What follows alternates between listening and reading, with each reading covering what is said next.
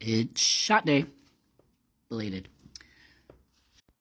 All right, so I posted something earlier about it's not the end of the world if you miss your shot. And then a few folks chimed in about, and made a good point, that they have no other hormones running through their system.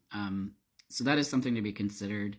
I will also say that the longer you've been on T, even if you've had a hysterectomy, you will have a larger window of time between shots where you're okay. And another thing I want to talk about is if you keep your parts, you are going to go through menopause. I'm just exiting or stable. That's the word I want to say. I did have to go through a period of time where I was injecting half my dose twice a week to keep my levels steady because the estrogen was like zigging zagging and causing all sorts of problems and panic attacks and the like. So that is something that isn't talked about really at all in either the cis females community or the trans guys community that choose to keep factory parts. Even if you don't, you will go through menopause, and I urge folks to talk to their provider about topical creams and whatnot to keep your urinary tissues healthy, because UTIs are a big bad thing in our community, and we don't want to die of a kidney infection. That's just dumb. Like, we got this far, why do we want to die of a kidney infection? So hang on.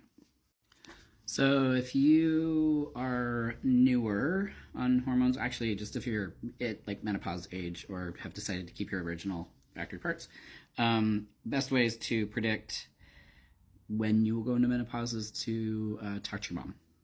My mom entered menopause at 44, and right on the dime for me, 44. So the last 4 years for me have been figuring out what my new hormone profile looks like and whether I can do, like, I'm finally just back to once a week injecting and doing it IM. There for a while I was on patches, and I hated patches. I was on patches for 2 years, but that was the only way we could keep my levels stable without the estrogen swinging above it and causing all sorts of problems. So just something that we can start talking about as a community is we go through menopause, whether it's surgically induced or physiologically. It's something that we get to deal with anyway. So what do you think? Has anybody else gone through menopause before or during their transition? I did perimenopause with testosterone that was pretty much masked until I actually hit menopause. So not the worst, but also kind of shocking, and it was a pretty steep learning curve. So hopefully on the other side of the middle-aged middle, and I'll see you next time.